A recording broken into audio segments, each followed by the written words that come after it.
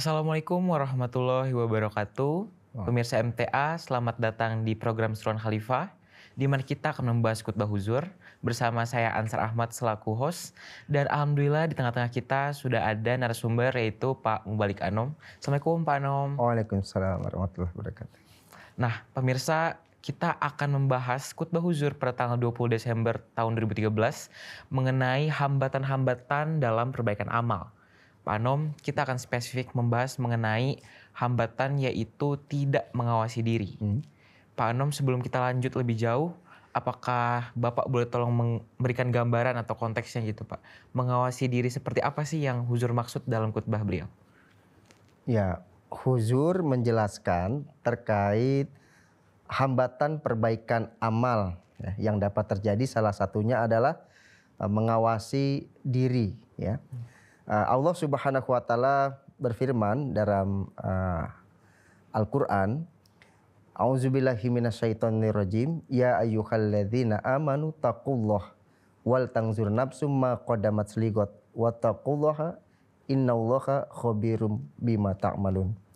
Allah Subhanahu wa taala berfirman, wahai orang-orang yang beriman, bertakwalah kepada Allah ya. Apa yang telah engkau persiapkan untuk hari esok. Bertakwalah kepada Allah. Sesungguhnya Allah Ta'ala itu maha mengetahui.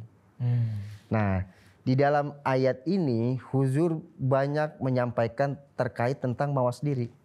Karena di dalam Al-Quran itu perintah tentang mawas diri ya, atau mengawasi diri sendiri, itu perintahnya banyak. Salah satunya tadi yang telah saya sampaikan ya, bahwa kita diminta oleh Allah Ta'ala bertakwa. Takwa itu kan artinya kehati-hatian ya. Jadi kita ingin melakukan segala sesuatu, kita harus berhati-hati. Berhati-hati berarti apa? Berpikir kan. Sebelum melakukan sesuatu kita berpikir, ini dampaknya baik atau buruk. Ini diizinkan oleh agama atau tidak. Nah, maka huzur ya menekankan kepada kita agar kita di dalam melangkah itu harus mawas diri. Ya. Kita harus berpikir jauh ke depan. Jadi berpikirnya jangan, oh saya saat ini sedang bekerja ya, kemudian pekerjaan saya ada masalah. Nah, timbul di dalam hatinya bagaimana cara menyelesaikan masalah. Oh saya akan selesaikan, misalnya tidak bisa nih dengan cara yang biasa-biasa saja. Oh mungkin diselesaikannya dengan cara menyogok, begitu ya.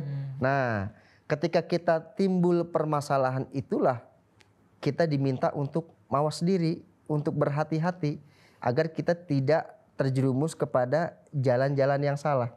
Kalau kita tidak terbiasa mawas diri, tidak terbiasa hati-hati, maka kita akan melakukan, menjalani kehidupan ini semau kita, segampang-gampangnya. Kalau misalnya melakukan dengan jalan melakukan yang haram itu lebih memudahkan saya, ya saya akan lakukan. Nah, maksud huzur itu jangan kita sampai seperti itu, Kang Ansar. Nah, itu. Jangan mau-maunya kita gitu ya. Jangan mau-maunya kita, betul. Nah, ini yang menarik Pak Mubalik adalah huzur itu menyinggung bahwa ada 700 begitu ya Pak Mubalik ya. 700 perintah di Al-Quran, dan yang mengawasi diri kita atau mawas diri itu ya kita harus ngelihat bahwa apakah yang akan kita kerjakan itu udah sesuai dengan 700 perintah itu gitu Pak. Nah, kalau di bayangan saya sekarang tuh kayak saya nggak hafal ya Pak sampai 700 gitu. Itu banyak sekali, dan saya agak sedikit ragu juga sebagai manusia itu kita ngawas diri terhadap 700 perintah itu gimana ya Pak? Itu sangat challenging atau gimana Pak? Apakah manusia itu memang mampu? Lalu kalau mampu tuh bagaimana gitu Pak? Ya, berkaitan dengan mawas diri ini kan ada beberapa aspek ya di dalam mawas diri itu. Salah satunya adalah bagaimana kita berpikir, cara kita mengelola perasaan kita, dan juga akhirnya melahirkan bagaimana cara kita bertindak. Jadi kalau bertindak itu tanpa diawali dengan cara kita berpikir, kemudian menggunakan perasaan, maka tindakan kita itu adalah tindakan yang bisa dikatakan tindakan yang sembrono gitu ya. Nah, maka dikarenakan di dalam Al-Quran itu banyak sekali perintah yang huzur mengambil sabda daripada Hadrat Masih Maud bahwa perintah di dalam Al-Quran itu ada 700 jumlahnya. 700. Tetapi memang di dalam Al-Quran, Kang Anzar, tidak disebutkan ada 700 perintah, tidak ada. Dan juga di dalam menghitung perintah itu, ya ini tergantung dengan bagaimana pendekatan metodologinya, gitu. Jadi ini berkaitan dengan banyak hal di dalam melihat 700 perintah. Misalkan ya, ada perintah tentang sholat. Ya. Tentang sholat saja, misalnya ini dihitung satu perintah. Tetapi ingat di dalam sholat itu ada perintah-perintah yang lain. Misalnya sebelum sholat harus wudu, harus menghadap kiblat. Di dalam sholat harus ada tumakninah. Di dalam sholat misalnya harus ada kekhusyuan. Ya, itu semua perintah-perintah yang terkandung di dalam satu perintah. Ya.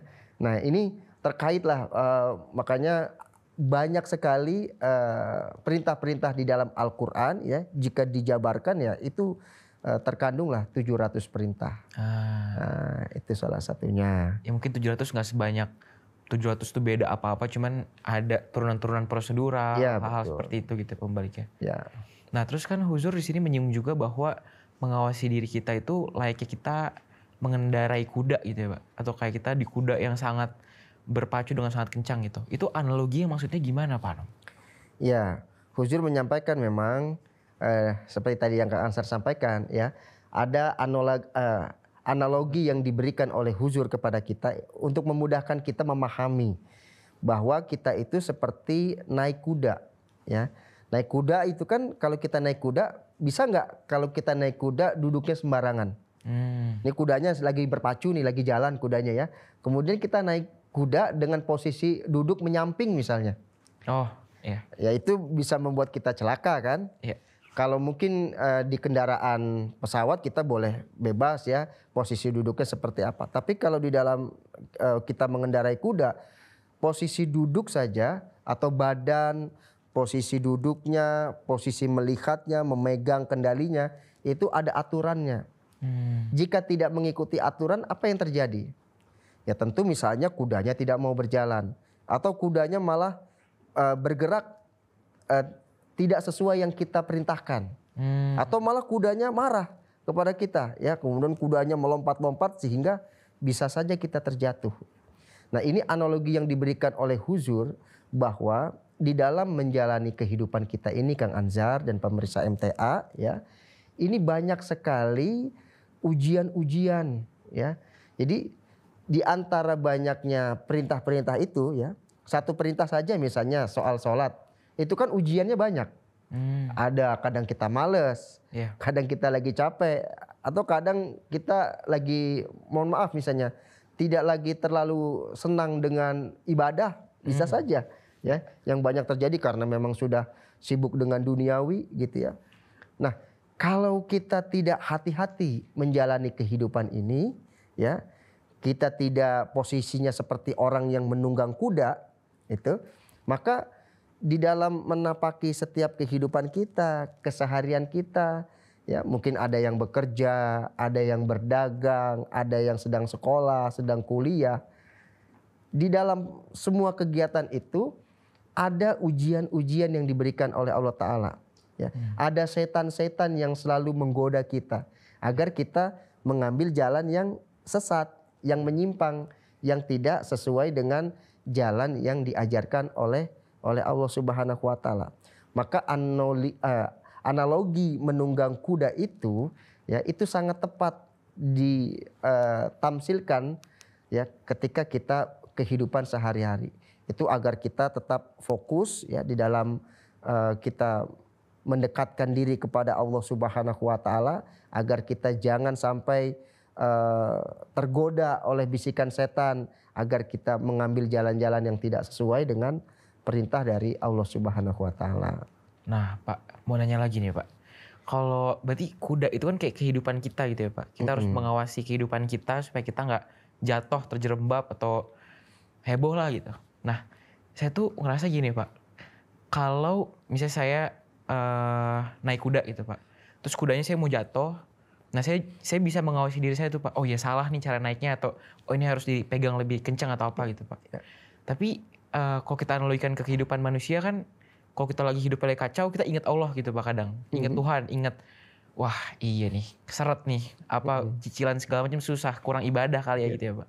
Cuman yang lebih challenging atau yang lebih menantang tuh justru ketika kita agak lost gitu Pak, maksudnya kita nggak mengawasi diri itu terhadap perintah Allah Ta'ala, tapi hidupnya semakin enak gitu Pak. Ada ujian-ujian yang kalau di analogi kuda tadi justru kudanya makin cepat, kita makin nyaman, tapi sebenarnya arahnya yang salah gitu, Pak. Itu gimana tuh Pak? Gimana kita bisa ngawasin diri kita even ketika kondisi justru lebih baik gitu Pak? Mungkin itu ujian dari Allah Ta'ala juga tuh gimana Pak? Ya, memang terkadang ya di dalam Al-Quran juga dijelaskan orang-orang yang sudah terlanjur jalannya salah. Nah gini, setiap manusia pasti diberikan fitrat tuh oleh Allah Ta'ala di dalam hatinya. Dia tahu kalau misalnya dia sedang mengambil jalan yang salah. Tergantung kepada keputusan kita nih. Kita mau tetap pada jalan yang salah atau kita mau kembali kepada jalan yang benar. Mau mengambil jalan yang salah atau yang benar, Allah Ta'ala berikan pilihannya kepada manusia. Allah Ta'ala tidak larang kita. Misalnya ketika kita ngambil jalan yang salah, kita langsung diazab oleh Allah Ta'ala, misalnya langsung meninggal. Enggak. Allah Ta'ala memang ingatkan, jalan kamu salah. Pengingat pertama adalah diri kita sendiri sebenarnya. Hati kita ini adalah chip ya, yang fitratnya suci, yang ditanamkan oleh Allah Ta'ala. Agar kalau kita salah, kita tahu ada alarmnya di dalam diri kita. Gitu. Dan tentu selain daripada diri kita sendiri, Allah Ta'ala biasanya akan mengirim orang untuk memberitahu, bahwa jalan kamu salah nih. Kamu yang kamu ambil sekarang nih, kamu kok jadi suka nipu dalam berjualan. Nggak boleh nih. Tapi kalau orang itu ekspektasinya, tujuannya itu adalah supaya menjadi kaya, tujuannya adalah duniawi, dia kemudian menepis nasihat-nasihat itu. Biarin aja, saya masih muda, yang penting saya sekarang meraih dunia yang lebih luas. Nanti masalah akhirat, ya nantilah kalau sudah tua boleh taubat misalnya. Artinya ketika dia sudah enak di jalan yang salah, itu Allah Ta'ala mencap dia itu sebagai orang yang zolim. Orang yang zolim itu adalah orang yang aniaya. Adalah orang yang menganiaya dirinya sendiri. Allah Ta'ala sudah peringatkan lewat hatinya, tapi hatinya ditepis. Allah Ta'ala sudah peringatkan melalui orang lain, tapi nasihat orang lain ditepis. Terkadang Allah Ta'ala juga mengingatkan lewat ujian-ujian. Tapi ujian-ujian itu pun ditepis. Dianggap, ini mah dianggap biasa saja misalnya. Ini mah perkara biasa saja, ini mungkin musibah biasa saja yang bisa terjadi kepada setiap orang. Kalau itu dilakukan oleh orang yang mengambil jalan yang salah, akhirnya Allah Ta'ala membiarkan. Allah Ta'ala biarkan. Karena memang di dalam Al-Quran tidak ada larangan-larangan terhadap orang-orang kafir. Kafir di sini salah satunya bukan dia orang yang tidak beragama Islam, tetapi orang yang ingkar kepada Allah Ta'ala. Kalau dia sudah mengingkari semua perintah-perintah dari Allah Subhanahu wa Ta'ala, maka Allah Ta'ala ya sudah, biarkan saja. Kamu sudah mengambil jalan kamu kan, saya sudah ingatkan, tapi kamu pilih jalan ini, ya sudah, biarkan saja. Tapi nanti kalaupun dia selamat di dunia sampai meninggal, dia tetap pada kekafirannya, pada jalan yang salahnya, dengan yang tadi Kang Ansar sampaikan, dia makin punya harta, ya keluarganya baik-baik saja misalnya, tidak ada masalah, bahagia-bahagia juga ia terlihat. Tetapi balasannya kan memang ada di dunia dan juga ada di akhirat. Yang pasti balasan di akhiratnya adalah tentu dia tidak akan lebih mulia daripada orang yang menjalani hidup di dunia ini sesuai dengan aturan dari agama. Orang yang hidup pada aturan agama, dia akan merasa seperti terpenjara di dunia ini. Gitu. Dia merasa kesana nggak boleh, kesini nggak boleh, banyak larangan, ada 700 perintah tadi, ada juga 700 kewajiban yang harus ia lakukan. Seperti di penjara kan tidak bebas kemana-mana. Padahal dunia ini penuh dengan kebebasan kan gitu. Tapi nanti di alam akhirat orang ini akan menduduki derajat yang jauh lebih tinggi daripada orang yang hidupnya tidak mengikuti aturan agama. Hanya ini tinggal pilihannya saja. Kita mau pilih yang mana? Mau kenikmatan sementara ini atau nanti kita ingin meraihnya di alam akhirat. Nah ini Kang Ansar dan pemirsa MTA, ada hal-hal yang harus kita persiapkan dari mawas diri. Apa tuh? Ya, yang pertama adalah berkaitan dengan niat kita. Jadi kalau kita ingin dalam bahasa agama mungkin mirip dengan istilah ihtisaban, menghisap diri sendiri atau bercermin, mengaca setiap harinya kita melakukan apa, kesalahan apa yang harus kita perbaiki. Itu baru kita bisa lakukan atau kita baru bersedia melakukan hal itu. Itu harus ada landasannya yang menguatkan dulu kejiwaan kita. Yaitu yang pertama adalah niat. Niat kita ingin dekat dengan Allah Ta'ala. Sehingga kita akan ikhlas untuk menjalani kehidupan ini dengan ketakwaan. Yang kedua adalah tentunya dengan memperbanyak ilmu. Kita harus banyak ilmu, banyak mengetahui apa saja perintah-perintah yang 700 itu di dalam Al-Quran. Ya kan kita harus baca, harus kulik. Ya. Kemudian hadis-hadis Nabi Muhammad SAW apa saja yang menjelaskan tentang boleh dan tidak bolehnya. Jangan sampai sesuatu yang tidak boleh dalam keilmuan kita, oh ini boleh-boleh saja. Padahal di dalam ilmu agama, dalam Quran hal itu dilarang, tidak boleh dikerjakan. Maka setelah niat, ilmu pengetahuanlah yang harus kita miliki. Gitu. Barulah setelah itu baru kita bisa melakukan yang namanya mawas diri. Nah, dengan memiliki dua komponen ini, ya tentu dengan turunannya yang banyak, nah, kita baru ada kesadaran di dalam diri kita. Itu. Kalau tidak ada niat, tidak ada keilmuan, bagaimana kita bisa memiliki keinginan untuk memperbaiki atau mawas diri di dalam diri kita sendiri. Gitu. Itu berarti tipsnya ya Pak Anum ya. Untuk kita sampai mawas diri, niatnya harus kuat dan kita harus tahu dulu perintahnya apa gitu. Iya betul. Kalau kita nggak tahu ya kita mawas dari apa gitu kan ya Pak Anum. Iya. Nah tadi sih tertarik Pak dan sempat agak termenung ketika Bapak bilang iya ya ternyata orang-orang yang mau meraih berkah Allah Ta'ala gitu hidupnya ya seperti di penjara gitu. Karena aturannya banyak sekali. Kalau kita mawas diri tuh akan lebih terbatas gitu. Hal-hal yang kita orang-orang pada umumnya mungkin bebas-bebas aja kita harus membatasi supaya meraih berkat Allah Ta'ala gitu. Nah khusus spesifik di rasa penjara ini apakah ada semacam apa ya Pak penyemangat gitu atau untuk pemirsa MTA juga bahwa ya memang hidup seperti di penjara cuman itu worth it kok gitu. Iya. Gimana tuh Pak? Sebenarnya istilahnya memang agak serem ya, seperti hidup di penjara ini memang hadis dari Nabi Muhammad SAW. Beliau mentamsilkannya seperti itu. Tetapi sebenarnya ini adalah bentuk kehidupan madani, bentuk kehidupan modern. Contoh yang paling mudah adalah dari kehidupan Nabi Muhammad SAW. Ketika Nabi Muhammad SAW hidup, beliau hidup pada masyarakat yang bebas.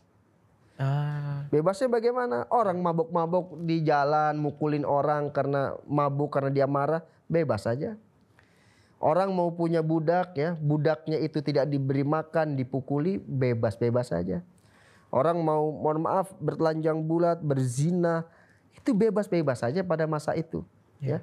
Orang mau marah kemudian membunuh orang, ya bebas-bebas saja. Paling perang nanti antar suku begitu. Tidak ada aturan yang mengikat semuanya. Apa yang terjadi? Di Arab pada saat itu terkenal sebagai kaum yang disebut jahiliyah. Kaum yang bodoh. Karena tidak ada aturan-aturan yang mengikat. Itu. Jadi semua kawasan Arab melihat Mekah itu sebagai tempat yang rusak secara moral. Karena semuanya bebas. Tidak ada aturan-aturan yang mengikat. Kan agama di sana masuk juga sedikit sekali. Agama Kristen juga baru-baru masuk di sana, belum besar gitu ya.